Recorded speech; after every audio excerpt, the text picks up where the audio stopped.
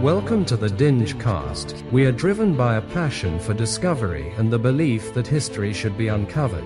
Our mission is to reveal the hidden realities of the past to bring history into the light. Welcome to the DingeCast. It is that time again for a new episode of DingeCast. Prepare yourself. Strap yourself in. Make sure that you have your seatbelt on and your meat belt and your feet belt, because we may knock your socks off. Tonight we are going into free energy. Yes, Nikola Tesla, the subject. Ancient elemental energies flowing around us freely, and we are doing nothing about it. It's like in California, where they let the water run into the sea. What the hell? What are they thinking? Tonight, Mr. Behind the Scenes will break it down for us, and then Brian, Ryan, and David will all have a deeper dive and a free-form discussion. Mr. Behind the Scenes, take it away. I just want to know what a meat belt is, but That's what you are. you better not be You're the collecting meat. rainwater. I'm telling the authorities if you got a bucket collecting rainwater, all right? That's a crime. Yeah. So free energy, right? Land of the free, home of the brave. The only thing that isn't free is everything. Everything costs something. But you're free. So what I wanted to do here is everybody's heard of Nikola Tesla. You've probably heard of the ether, the free energy,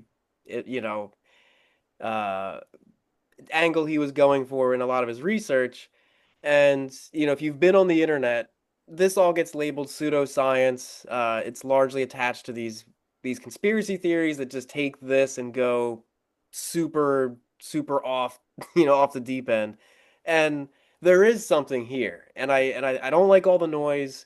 So what I wanted to do is just very concisely break down what are the facts, what are the things that people are saying that isn't true. And I think once we comb through this, we can quite clearly see what the important kernel of truth is that perhaps was inadvertently suppressed, maybe intentionally. It's hard to say. You can make up your own mind for that, but it's very interesting how we got here. So there was a big turning point at the turn of the century in the 1900s where there was a big shift from the old world to the new world in a lot of ways. Tesla was kind of at the center of that in a few of these examples. So he's just a perfect entry point to open this topic up for people who maybe aren't super familiar and just need a quick crash course. So what is ether? Did he make it up? No. This has been around since the dawn of time, practically. Aristotle spoke about it quite a bit in ancient Greek mythology. So basically, they said there was 5 elements: the obvious earth, water, air, fire, but ether. So ether's been around for a long time. If you need a way to look at it, it's basically the idea that sound travels through air. That's like how it gets from point A to point B. And he's saying, well, light and electricity, other things can pass through that invisible medium, this big grid. Radio waves. It's all there. And really what it comes down to is it was too hard to tangibly detect for scientists to say, yes, that exists, right? We're talking about this invisible matrix that we live in. And this was, like 100 years plus ago, but modern geophysics and other sciences do seem to indicate that there is some truth to this. So what led me here was I'm like, well, where was Tesla wrong? Where was he maybe on the right track? And why did that research stop? And it was really enlightening to see why we got here, why we have what we have today. And honestly, what's disturbing to me is how a few people, a few actions had these really dire consequences, and we all still live in that today. The repercussions of that have not subsided. We all live in a society that was molded by a handful of people, some 120, 130 years ago. So staying on the ether, it evolved, right? There was the old mythology kind of era of ether, but then we moved into the luminiferous ether, which was basically the same thing, it just kind of had like a little bit more of a physics tie. We studied it more. Um, and I'll get into this in a little bit, but basically it collapsed after this Michelson-Morley experiment in 1887. Essentially, they just failed to detect it. It was right around the same time that Einstein's theory of relativity popped up, and because that was so convenient, everybody was like, just forget this ether debacle we keep trying to prove. This is clean cut. Let's just do that and button it up. I kind of look at it like a homicide detective where you got a really hard case, you just there's no leads, and then you just kind of get this one, maybe person that you could pin it on, and it's just easier to close the case to say we caught the killer, he's behind bars. And maybe they knew like he wasn't the killer, but he was maybe a bad person, so we feel justified in tightening up the way we did. And I feel like something similar. There's some parallels here. So Oh, for I'm sure. gonna keep running through this. If you guys, as you're watching, if you want to pause this to really see all the notes, go for it. I'm just gonna give you the TLDR half the time. But basically, yes, like ether could be for like wireless energy transmission. Again, the guy who's creating all these satellite telegram communication systems, obviously you believe that there has to be a medium this flows through. Like how does it get from satellite A to satellite B if there's not some energy that it goes through? Uh and what's interesting, and this is what I'm trying to break down, is that there was a theory of ether that was mainstream and was accepted once upon a time. But what's interesting is that Tesla still kind of went a bit further, and even that was controversial in his time. So, like, ether was mainstream. People were okay with that idea. They wanted to believe it. They wanted to prove it to be true. But his ideas, even with that, were still a little outside of the box that people couldn't quite get down with what he was saying. So he's kind of always been in that realm where he's being criticized, and maybe some of it was um, reasonable that people felt like you're saying this, but you don't have enough proof. But other people maybe just didn't like it, right? So if you have investors in your project, your investors want to make their money back. And when they find out your goal is to give everything away for free, suddenly your project doesn't have any funding. And I feel like that's an important footnote that should not be overlooked. So we'll Oh, definitely for get sure. into that. Um, so yes, like it's a medium that everything moves through. It's not like he was the first one. Like I said, ancient Greece up through Isaac Newton, Lord Kelvin, James Clerk Maxwell. Like you can look these people up if you don't know them. These were respected people. Like we talked about in one episode that Galileo was fringe in his time. They're like, oh, the Earth revolves around the sun. Throw him in jail. He's crazy. Oh, Uh, for sure. so if these are the people that are criticized, I'm in their camp. I'm gonna hang out with them because maybe it's looked at some way today. I'm thinking long term. I'm thinking what's gonna be the truth 100 years from now. Let's open up our minds to the possibility that we're some of the lens is a little tarnished here, and we're not seeing things as clearly as we could. And that's what we're trying to help you guys see. So, um, the reason why Tesla's version was a little bit outside of that is he wasn't into relativity and quantum mechanics. He's very simply believed the universe just was an electromechanical force. And that's really not crazy. Like we were talking about before the call, that the power lines, the telegraph lines being disrupted during like solar events, the auroras, there's plenty of evidence to suggest that there is this electrical current throughout our world, our Earth, the skies, the ionosphere. Like it's all around us. But I think what a lot of it came down to was that the measurement device to detect it at the time failed to, and because we couldn't detect it, science needs concrete proof. It was just too tough to pin down. Um, and then again, so like Tesla's been trying this. The mainstream supported it. They really were like, "Come on, bro. I hope you can prove this. We believe in you." But at the same time, scientists were very frustrated. They're throwing money at this. They're throwing time, and it wasn't getting them the answer. and they kind of started feeling a little silly, right? Like everybody's looking at like, hey, you're the big brains. Why can't you figure it out? And the scientific community kind of reached this point of desperation where they're like, we really need, you know what I mean? Like again, like the homicide analogy. They're like, we really just need to pin this down on something. So Einstein comes in and says, forget like tangibly trying to pin this down. How about a mathematical concept? You don't have to prove it. You don't have to do any experiments. Just math, conceptual. And they're like, that's easy. That sounds great. Let's all. So everybody latched onto Einstein. I'm not necessarily trying to criticize Einstein in saying this. I'm just saying that at the time there was this weak point in the community, and Einstein was just so the answer that dismissing the complicated stuff was just the perfect solution. Um, and again, what was the big turning point? It was because this Michelson-Morley experiment failed. It was very advanced for the time. And this was the time where before modern medicine, I think 1887, like, what were we doing? I don't think we invented the X-ray yet. We were still giving people turpentine for like a stomach ache. You guys Tobacco can, was good for you. what's that? Tobacco was good for you. Tobacco is good for you. 9 out of 10 doctors recommend Lucky Strike. So, this is the era we're talking about of like the advanced, sensing devices. And people did continue trying to prove ether for a little bit after this. It's not like after this it completely stopped, but the scale and budget required to properly do this was never really financed. So these little tests were never substantial enough. Uh, a lot of it just comes down to that, and I'll explain why in just a minute here. But uh, it was really around the turn of the century that everybody just kind of moved on, and it just made it that much easier to start to really distance themselves from Tesla. And this is what I'm saying, that we're taught history in like this person invented this in this date, this is what it does.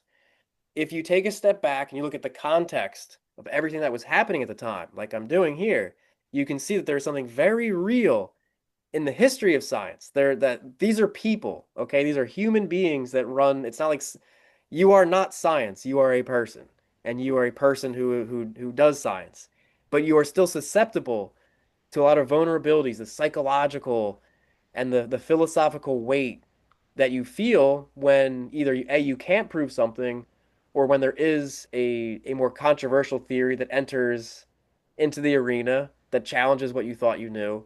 And then when there is a major paradigm shift, some people latch on, some people hold on to like, well, maybe we're not all there yet. And that's what happened in the early 1900s. And ether was just kind of one of the things that got lost during this transition. This literally a cultural movement in science. And let me show you how this works. So like again, like this, the Michelson-Morley experiment was not bogus. It was legit. It was pretty good for its time, but it basically just they couldn't prove it then, and that created that desperation where they really thought this is it. Like this experiment so solid, we're going to prove it, and then it didn't. And instead of just accepting like, well, maybe that wasn't the way to measure it, maybe it just became a scramble. And like I said, like people did keep trying for a while. They came up with new theories, like maybe this is why, these guys, Lorentz and Fitzgerald proposed objects contract in the direction of motion, and which is funny because that was related to the ether theory, and Einstein's work actually was built off of that. So there even is a connection from Tesla to Einstein. It wasn't like their theories were completely at odds. Um, but it is true to say that ether was way too quickly dismissed. They wanted to patch up this model because ether was messy, it was difficult to pin down and prove, and it was just so much more convenient to pick something else. So enter Einstein, and he says, well, let's stop assuming all of that. What if, very simply, just laws of physics? Boom. Nice and clean. There's no ether, there's no imaginary or invisible elements. And people love that, right? Everybody loves a simple solution. And I just So love. says the man who discovered his theory of relativity in a dream. Hmm. But I just love the idea. It gave them a clean mental reset. love seeing the word reset at times like this because I feel like that is the perfect word to describe what happened here. So there's like I said, these scientists are just humans. They're still Oh, people for sure. susceptible to cultural influence. You know, society wants you to fit into a certain box. And greed. The Oh, for emotional sure. side, right? Yeah. Like I said, like they just kept trying to prove that ether was the thing, and they just and in a way they just got frustrated. And then this simple solution comes up, and you're like, why am I beating my head trying to solve this complex equation when there's this right here? And I still think that ether people still obviously believe in this. It's just not the accepted norm. But how could there not be like a fabric of the universe? Like, doesn't everything with space, time, and um, what's like the you put a bowling ball? I think that's Yeah, Einstein yeah, too. yeah. No, I was gonna get to that analogy at some No, go point. for it. Like, break it down for everybody because All it right, helps to so illustrate this. basically the idea of space-time, and we have proved that this stuff is real, at least some stuff from Einstein, with, for example, what I'm getting at, you during an eclipse, you can actually see if you have the right telescope, right equipment. Of course, you have to, have the right equipment so you don't blind yourself, and you can see this stuff. But you can see this what's called gravitational lensing, which is the visual representation that you and I can see of those indentations in space-time. When you put like a bowling ball on a piece of fabric, you're essentially, you see you get a dent in that fabric. And so we're looking through that dent. Hmm. And so when the moon and the sun align, you get this gravitational lensing effect where stars that shouldn't be visible, that should be behind the sun, are actually off to the side. Wild. Yeah. And So that's like it looks accepted for space, but you're like, could that happen in our atmosphere? Like, no, no, I don't think so. Only space. holy Um, space. Like, and no, I'm wait, making an overgeneralization, but you get what I'm yeah, saying. yeah, no, I get you.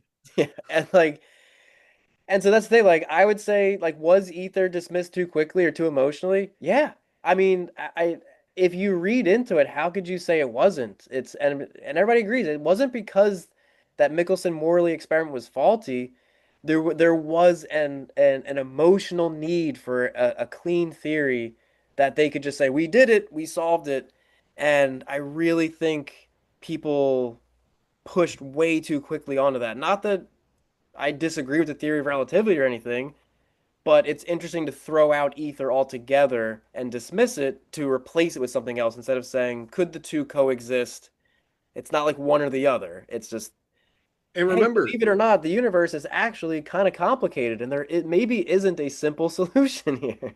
well, remember Einstein even, was he admitted that he was wrong with the cosmological constant. He was like, "Oh, the universe just stays the same." No, it doesn't. It expands. And he went to his grave thinking that, that was his biggest mistake. Wow. Yeah. Well, originally, the Lorentz transformations, which comprise the theory of special relativity, were derived using a model where there existed an absolute stationary frame of reference. The Yeah. absolute frame of reference was considered to be the ether. And in Einstein's paper, he denies the ether by deliberately inserting the statement. This is the statement he made about it on the electrodynamics of moving bodies. The introduction of luminiferous ether will prove to be superfluous inasmuch as the view here to be developed will not require an absolutely stationary space provided with special properties, nor assign a velocity vector to a point of the empty space in which electromagnetic processes take place. Now, in a in a proper investigation, Einstein was seen, and it was discovered that he very deliberately added this statement and denies the existence of the ether in the year 1905. As it turns out, Einstein released the paper just a few short months before the results of the famous Michelson-Morley experiment were announced. The ether wind was not detected, and this led to the infamous announcement of the null result.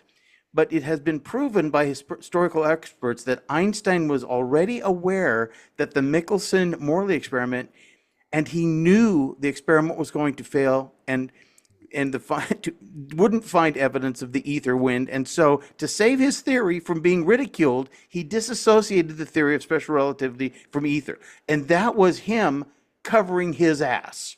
Exactly. Yes. And here's something interesting too, right? And you brought up, you kind of hinted at this earlier that Einstein's theories are built off of pre-existing stuff. That's right. Where I hear ether most often used, of course, in pop culture is stuff to do with like alchemy and stuff like that. And what's funny is Einstein's theories, a lot of them were based off of Isaac Newton's theories. And Isaac Newton was a prolific alchemist who even had, we just discovered not long ago, his recipe for a philosopher's stone. So for someone like me that's a Full Metal fan, I'm like, ooh. Just trying to pull that up real quick. But yeah. But it's isn't that such a nice convenient way? Like, okay, well, the ether's gonna be problematic, so I'm just gonna say it's empty space. I don't have to explain what empty space is. It's just empty space. Forget it. Just let's move past that. That's very, very interesting how there was I don't know what word to say, like that wasn't political, but that Einstein knew he needed to cover himself and chose maybe not to be the pure scientific paper that it could be, and injected some biases in there to make sure it got that passing mark. And that's for what sure. I'm saying is that there's things that influence what should be pure, and there's agendas, objectives, relationships, sponsors that you need, and We saw that people recently, compromise didn't we? themselves for that. Like, for example, this is funny, right? Because I'm like, we're talking about Tesla, and then all of a sudden I'm talking about John D. Rockefeller and the General Education Board. What could that possibly have to do with Tesla and Ether? Ooh, so much, so much. How much time do you have? No, I'll be quick. So, if you're unfamiliar, the GEB, the General Education Board, was created by, of course, by John D. Rockefeller, and it was basically, he's just a good guy. He just wants to help, support education in the United States. We really need to reshape public education. He gave a bunch of money to fund medical schools, and maybe it's wrong to say he had his thumb on the scale of standardizing the curriculum. He did. He had a big say in that. You're the one throwing the money at it. That's kind of what you get. People, are people charitable and expect nothing in return? Does that exist on this earth? I don't know if it does. Maybe somewhere it does, but not with this guy. So here's the deal. Like, yes, if you need the quick recap, this is when Michelson-Morley experiment was. Tesla's kind of rise and fall of his height. 1905 is the date to remember. That's the big Einstein special relativity. Everybody moved on. By the 1910s, 1920s, everybody had already moved there. So, and again, this is what's funny to me is that Tesla was trying to prove something tangible, which is difficult. Einstein proved it in a way that is conceptual, which is more like it works on paper. Isn't that enough? And they're like, good enough for me. We don't have to do it like a live experiment in the real world. See, that, from my understanding, that was actually the feud that Plato and Democritus had with each other. Wow. Is Democritus believed in actual physical, tangible experiments, and Plato just believed, no, just think about it. That's all you need. Experiments are dumb. And that actually won out for the longest time. That's crazy because it's really the two of them could have worked together to be like, you come up with the ideas and I'll test it, and then we work together to move the needle. But instead, let's fight about it and not make anything happen, right? Exactly. Because thought So experiments do work. It's just, they're somewhere to start. yes, I mean, and experiments always work on the first try, right? It's just like, no, that's Every right. No, it takes a lot of experimentation to. I wish I had a good example of like fail, fail, fail dozens of times, and it's like give up, bro. And then they're like this. I got it. I figured it out. Like everybody thought he was crazy till they said he was a genius. So Rockefeller starts the General Education Board. Of course, gets backed by Congress for that. So I mean, it's like it's all the way in. And the Flexner Report. I had to mention this. So 1910, the Flexner Report. This is still today. Like medical education as we know it, right? Like why we threw out, or we like electroshock therapy, acupuncture, homeopathic medicines, which the rest of the world, like homeopathic medicine is not like, What you can people say what tell you want you about it it, is. but it's basically like more bioavailable medicine than what you get from a pill cap. It's the No, same true. I mean, in it's a lot of basically how ways. did we take care of stuff, 2,000 years ago before Pfizer? Yeah. But Well, again, like Chinese once medicine Pfizer still popped in and works there was that money way. involved, it was like, forget all of that stuff. We Pfizer. need to make a dollar out of this. What were you going to say, David? Chinese medicine still works that way. Still does. I So, mean, this is thousands of years of proof. but Just John saying. D. Oh yeah. Rockefeller said not to pay attention to it. So in America, Right. we still ignore it because this guy 120 years ago was like, forget about that. And we're like, oh, okay. Um, but just to poke holes in the Flexner report, because seriously, people stand on this like, yeah, that was the big turning point in our advancements. What's in the Flexner report? Well, it says that black doctors should only work on black patients because we're worried about cross contamination, all those horrible things that they might. I mean, and they said it in like the most offensive ways, where it's like it could it could hurt, the elite, high class people. Oh, God forbid an African American doctor who's a genius. God forbid he work on you. It oh. discredited Namely, women somebody like John like D. Ben Rockefeller Carson. personally. What's that? Somebody like Ben Carson, who did operations on infants' fetuses in the womb. Yeah. You ought He to would watch he would out have for he that would have guy. never made it back then. They would have never listened to him. Like, um, Oh, yeah. and it's like it discredits women in all these ways. Where I think it was either like in the Flexner report itself, or John D. Rockefeller commented on it to say, hey, like we let women become doctors and they're just choosing not to. So I guess it just is a male dominated field, and like it was just it's so representative of the age, right? It's just putting down everybody who's not a robber And baron. I can like Like, anecdotally discredit that right off the bat. I mean, dude, college, I mean, being in college, and we know statistically too, most like college graduates, I think, are women now. that By is have true. It has very largely shifted. Yes. Yeah. So the whole idea of, oh, they're just not choosing to, I don't buy it. Like, okay, like, so yeah, like, you can look at the Wikipedia if you need like all the details, but like it's all in here. Um, so have fun going down that rabbit hole. We don't have to do it right now. But yeah, it was like, let's phase out alternative medicine, which again, like David said, like the rest of the world's like, what's wrong? What's wrong with what's wrong with this? Um, so there was a big crossroads here. And Ether obviously kind of went out the door with a lot of this stuff. But the whole thing was that it was around that time, the early 20th century. It's like, stop thinking in metaphysical terms like ether and all that stuff. And again, this is because it's being shaped by the oil baron. The oil baron decided how you learn. That's what I'm trying to say. Don't forget that that is the model that we all live in. He wanted it to be mechanical, institutional types of science, only based on chemical reactions, patentable drugs. As long as we can patent it and make money off of it, it's a legit drug. If I it was I grows was out gonna of the bring that ground up. and you can grow it in your garden and heal yourself, nope, no money in that. Don't do it. Yeah, It's because you bad can't, for you. from my understanding, you can't Centralizing. copyright something like an oak tree because it exists in nature, but you can if it's synthesized. Yeah. Though I do know around here, you do see these farms will have signs that say our seeds are brought to you by Dow or DuPont or Monsanto, Nope. and those are somehow copyrighted seeds. Yeah, So I'm because not they're quite sure how genetically that works. modified. Yeah, okay. Yeah. Yeah. So I don't know why they can't copyright You can't other things. copyright something that already exists in nature, but once you change it, you can copyright how you've changed it, and Okay. it's a Yeah. really twisted thing. Yeah.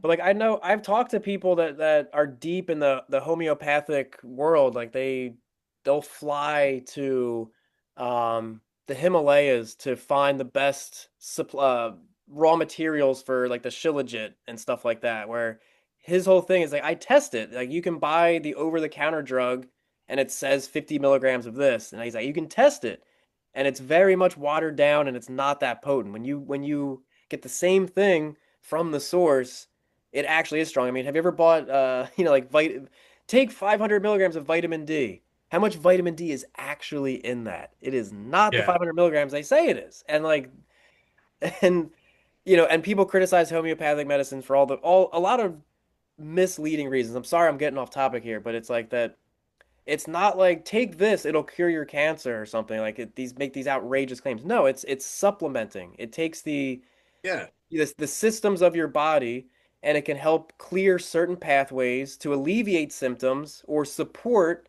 recovery. But no one ever said like this alone is the solution. But that science in a number of ways has proven like chemically this is what your body needs to latch on to a path towards recovery. Oh And yeah. I I just mean, it's wild that people discredit this because it's become alternative medicine, right? Because then they're like, oh, well, what about the people that say put an onion in your sock and sleep with, it's like it's not the same thing, yeah, dude. It's not the the same thing. straw man you. I Straw mean, man, exactly. yeah, and there's actually biological proof of what you're talking about. We have cannabinoid receptors in our like bloodstream. You're made for it, yeah. Yeah, right. And so this is one of those chemicals that we evolved to consume. And we say, "Oh no, we know better. You can't have that." But our body has specific receptors for it, you know? No, I mean, you're not wrong about that. And so look, like this is for me, this is like the really powerful statement here. So, General Education Board, the modern schooling system that we all live in. This was an effort to standardize thought and training. Okay? John D. Rockefeller, the guy who created your education system, famously said, "I do not want a nation of thinkers. I want a nation of workers." And he controls the school system. So just think about that. And think about this too, where schools are set up, from my understanding, to be like a factory, where that's why you're set up in single file rows like that, where you have the teacher at like a throne overlooking everyone. And then that's why it's usually 9 to 5. And then it's even, extended now. It's like, crap, you're starting school at like 6 o'clock in the morning in some places now. Still don't get home till like 5. Yeah. Yeah. And then and so your earlier point before, it's like the cinder block walls painted with like the prison blue. It's like, thanks. Really inspiring environment here for everybody. Yeah. Um, but like, I mean, But it's like just reinforcing what you're these are saying. open secrets. Like he was like the goal was to standardize thought and make sure let's align science and medicine to our own industrial capitalist values that we make money off of. So for our own control, materialism, just keep buying stuff, and we're good. So, and we can talk more about John D. Rockefeller, but the whole point of this was that there were a handful of players who were influential. They had money, they controlled a lot of industries, and then they decided to use that money to buy into other aspects of society, and that they actually were part of that scientific shift. It was a philosophical and cultural reorientation, and just the fact that somebody who's just trying to study the earth, that like could the is the earth giving us something for free that we can all harness, and then people stepped in to say we can't make a dollar off of that, you need to stop. um it's pretty clear that that is what happened in a lot of these scenarios. And like, oh well, John D. Rockefeller put a bunch of money into medical stuff. Well, isn't he a hero? Isn't he the reason why we have all these great breakthroughs? Well, like we said, there's like people who say like, oh well, 9 out of 10 doctors recommend Lucky Strike cigarettes. There was kind of the same deal in his own way, where he's trying to figure out how to push more petroleum products. The big oil guy, right? It's not Yep. just about pumping gas in your car. Um, what else? What other great contributions did he have for us? The dyes in our food, the pesticides we spray everything with. Um, why are we putting medicine in an like a petroleum, plastic pill cap? Like so eating oil is good now, right? It's good just to eat plastic and oil. That's good for you. I mean, Wasn't it like one he of paid the those doctor to say it's good for you, so listen to the doctor. Wasn't it one of those yellow dyes that RFK Jr. wanted to ban, was like made out of like basically like asphalt or tar or something, the same It's stuff they make something roads awful. with. Like, but it's like whatever it is, they're like it causes cancer. It has no flavor. People don't care if your food is whatever shade of red or Yeah, like. But the mac and cheese, people think it doesn't taste as good when it's not neon orange. They'll get over it, bro. They'll get over it. It's Yeah, Europe just they use does. that red dye to color your salmon so that it's nice and pink. yeah, yeah. Yep. I'm like, I don't care if my salmon's pink, dude. It could be white. It doesn't matter. Like, but There's I- microplastics in your salmon. Could that come from the dye? I mean, so it's just crazy. Like that people peddle these unhealthy things to you, and they're like, no, it's science. Like, listen to us. I am And the and for science. me, it makes me feel better to know why there is like a big lie being told to us because you go, oh, follow the money. Traces right back to the people who profited off of all of this.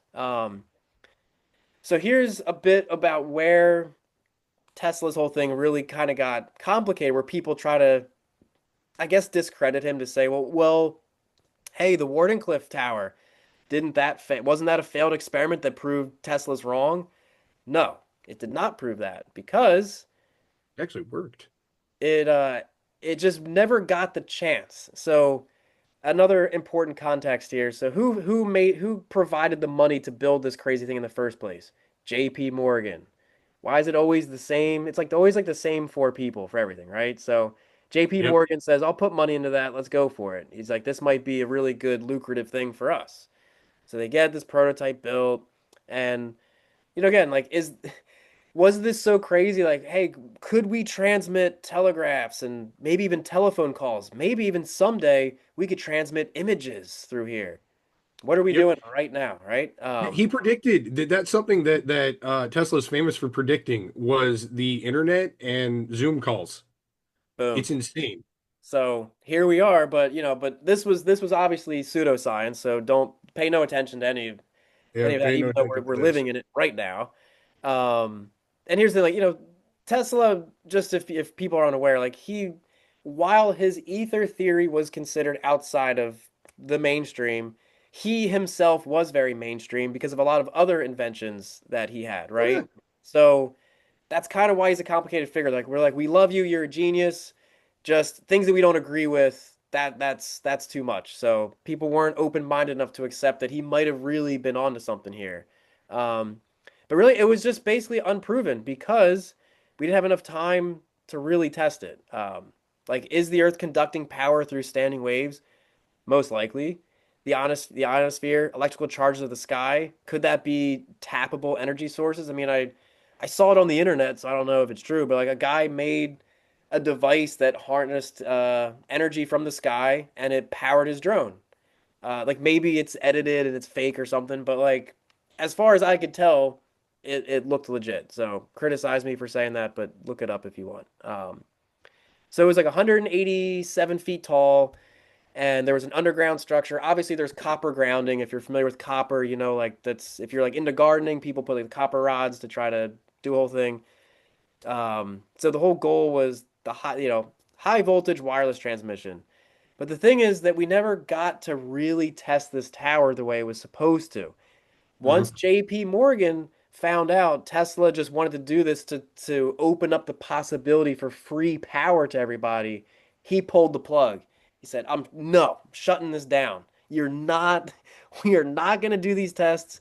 This better not be true, but we are shutting this down. Nobody's getting free energy. That goes through me. That's my money. And that was kind of that. It was just dead after that. So for the scientific community, like, well, there's no published peer review data. We can't verify anything. It's like, yeah, but the reason why you can't is because when the dude found out it would have been free energy, he pulled funding. That is the true story of why we don't have conclusive data on the Wardenclyffe Tower. Just saying. Um, You're only saying that because so no one ever has. You know that quote. what was it? You're only saying that because no one ever has. Like you're saying it's impossible because no one's ever done it. Yes, But you know yes, what I mean? of It's like course. you can do it. What's So it? Princess Bride, I think is what that's from. I hadn't seen that in so long. I'm sure that's it though.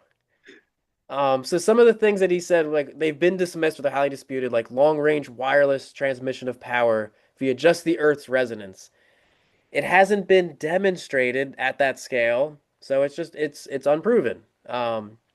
Mainstream physicists or physics do not support atmospheric free energy harvesting in the way that Tesla envisioned. And I think the caveat is in the way Tesla envisioned, right? People can say, well, there obviously is something there.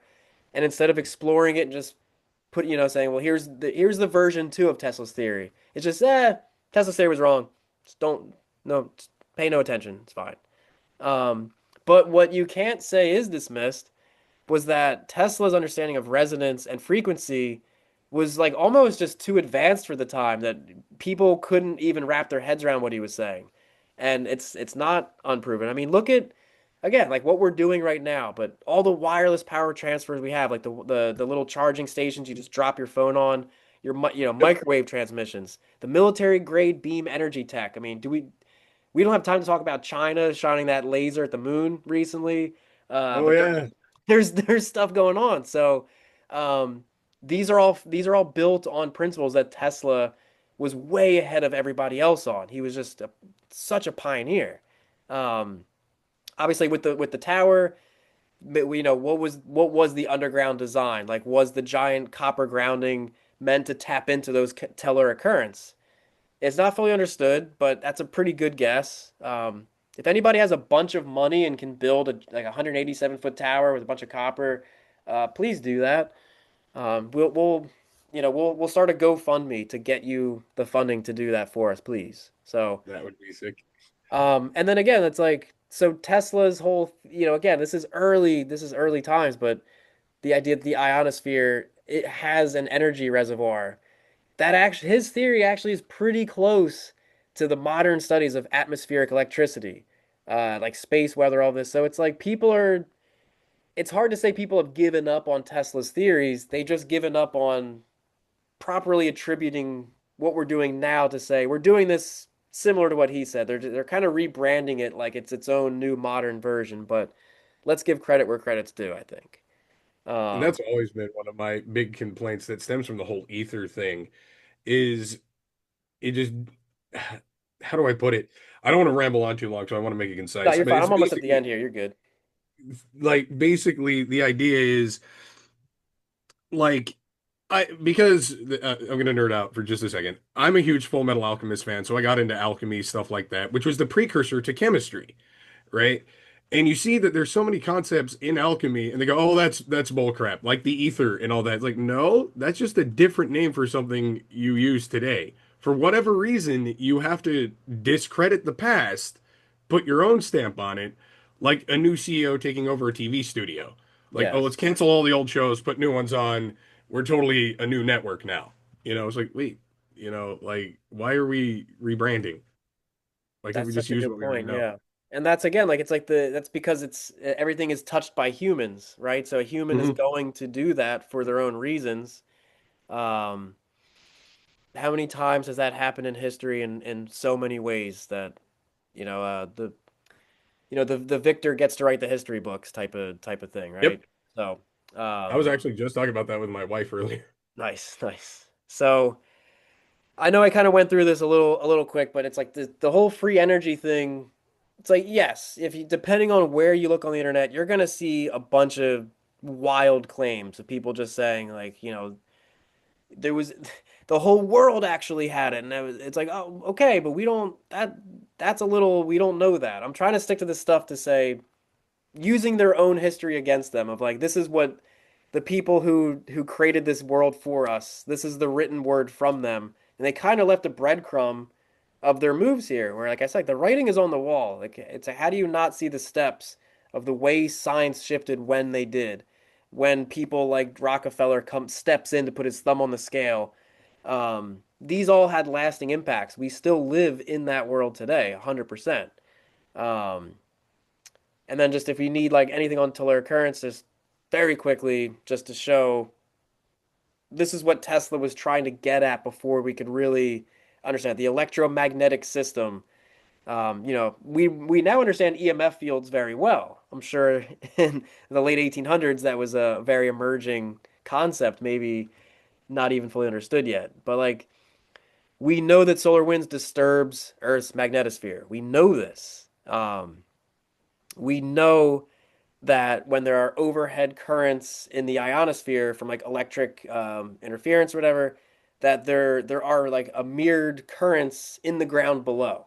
So whatever's happening up here, it interacts with the ground level. Like look at like lightning, right? Lightning needs Mhm. to connect. So there's so many aspects to this of like why is this such a radical theory?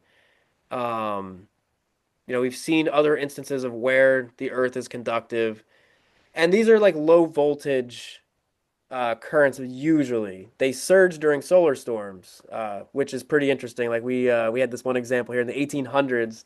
Telegraph lines would mysteriously send signals without batteries during the auroras because there was strong telluric activity at the time. And I feel like that's kind of what like Tesla must have understood this. He couldn't wrap his hands around it, but he knew he was onto something. Uh, it's just fascinating to think about this stuff. So again, like with the Wardenclyffe Tower didn't work out, um, but just because we never got to demonstrate in a scalable way doesn't mean we're not wrong. And then it's interesting, despite that, modern geophysics shows that he really wasn't wrong. The Earth can carry current, but again, that's just people say, but it's not in the way he imagined. Or it's like, fine, that's fine. I didn't think that he had it all right, but I think he was on the right track. And I just want to make sure that the dude gets credit for being ahead of the curve, being hit with all the opposition for trying to stick to his guns. And here we are today. And it's like, are we better off? Are we better off with what we have? Or, imagine an alternative timeline where this did work out.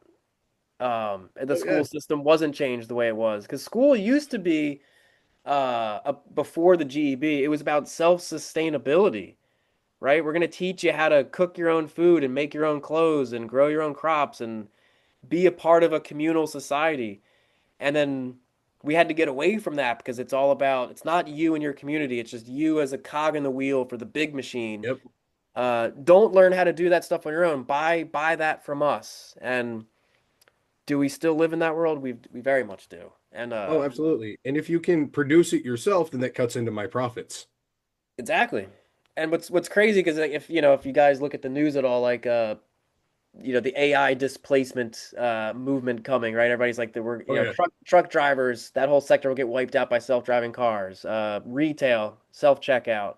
They're very close. They've been testing the robot that can perform surgery. Because Oh yeah, yeah. because if you know the medical field, like, do you want a surgeon who's working like 12-hour, 16-hour shifts, who hasn't had a day off in like 6 days to come in sleep deprived and perform surgery on you? Or would you rather have like a robot that can get down to like a fraction of a millimeter in precision? Oh, for They're sure. not there yet, but like that could happen. Almost. So basically, Gen Z, the younger group who's now graduating from college with all their tech, trying to get into like the tech industry, they have decided we're screwed. They're no longer pursuing jobs in tech. These kids have all these nice degrees. They're becoming carpenters, plumbers, landscapers because they're going, dude, like what's not going to get replaced by AI? And like it's interesting to me that that's almost like the shift back to, like I said, like the earlier education was about self-sustainability. And it's interesting that Gen Z, there's now, because of this whole AI takeover, they it's forced them to revisit that, to say maybe we should learn how to do stuff on our own because we're screwed, dude. They're not gonna need us. Like you said before, like what do you do when people don't work? How does money work? And that's like the last ditch effort of like, well, AI still can't do these blue collar jobs, so let's just do that. Screw our degrees. So sleep tight, America. We're anyway. But what's funny is those are also the jobs that are also the most fulfilling and most rewarding. I mean, even if you're just around here, there's cemeteries and golf courses like crazy. So even if you're just a groundskeeper, one of those places, it's still you're outside getting that vitamin D. You still feel accomplished when you see how much you've mowed, and it's something tangible, you know. And at Yeah. the end of the day, you go home and you can buy yourself a new Xbox or whatever, you know. And so, just one of those the jobs that aren't being replaced by AI are just more fulfilling. So maybe it's, like you said, not such a bad thing. Well, there's obviously more to talk about here, but just overall, the idea that ether has been a thing in the human mind for a long time, right? For thousands of years, we've under or contemplated that, of course, there has to be something in the empty space. That's how things move through, and that was pretty much a thing right up until that like late 1800s, 1905 mark. And now we live in a much different world.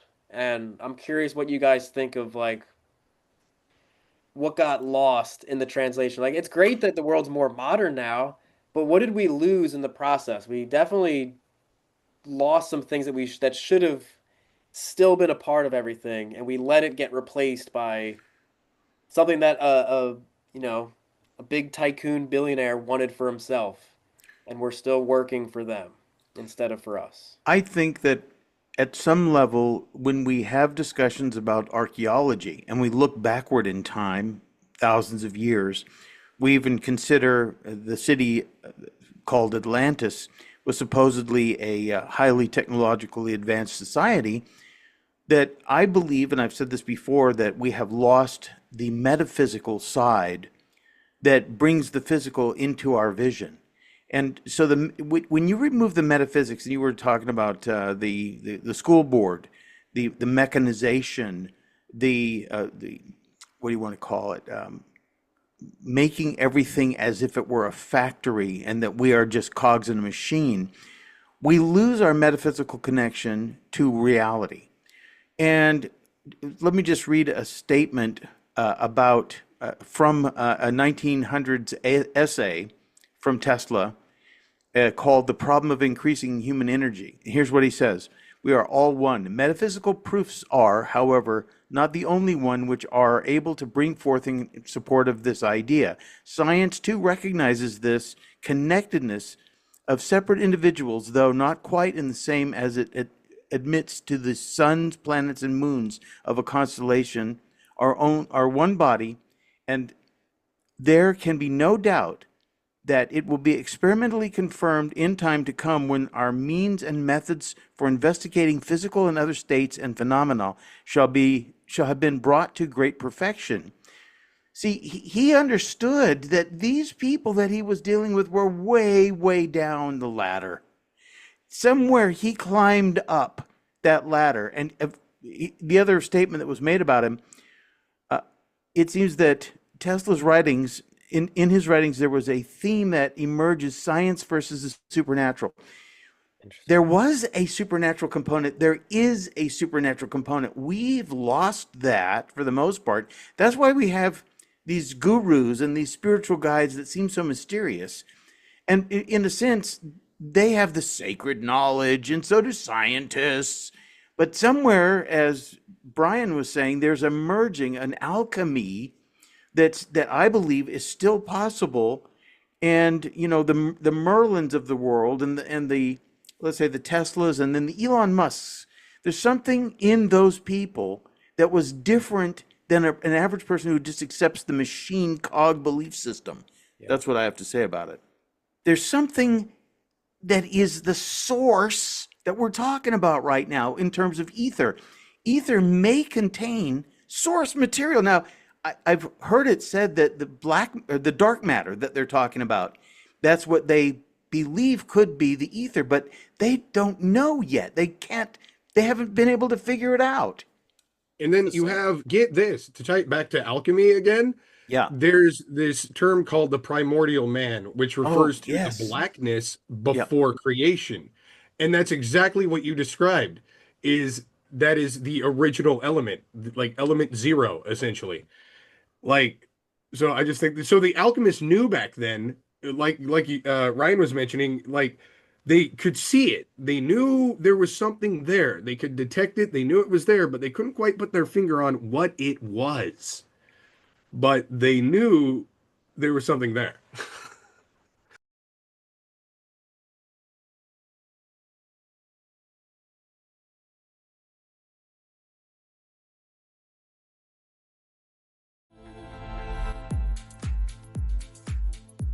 From beneath the sands of Egypt to miles under barrier ice walls of Antarctica, truth is being revealed. Giant technological structures discovered beneath Giza's Great Pyramid, the most important archaeological discovery of all time. This research delves into the groundbreaking discovery of massive underground structures beneath the Great Pyramid of Giza, uncovering a hidden history that challenges mainstream archaeology. These deep formations, extending over 600 meters into the bedrock and connecting to structures nearly 2 kilometers below, suggest that ancient civilizations possessed engineering capabilities far beyond what has been traditionally acknowledged. The book examines the possibility that these structures predate dynastic Egypt and may be remnants of a pre-flood world, aligning with biblical and historical accounts of lost knowledge, forgotten civilizations, and advanced construction techniques. Drawing from both ancient texts and modern technology, this book explores the implications of these findings in relation to the Emerald Tablets, the Halls of Amenti, and biblical references to antediluvian civilizations such as those mentioned in Genesis and the Book of Enoch. Could these subterranean structures be remnants of a lost world that was destroyed in the Great Flood? Were they built by a civilization with knowledge passed down from divine or even fallen entities? Hidden Foundations of Ancient Civilization considers the role of the Nephilim, Watchers, and other mysterious figures from ancient traditions, as well as the possibility that these underground chambers were used for spiritual, scientific, or even interdimensional purposes. You have to read Giant Technological Structures Discovered Beneath Giza's Great Pyramid, the most important archaeological discovery of all time. Available now at www.escapeyourmindsprison.com or on Amazon Kindle.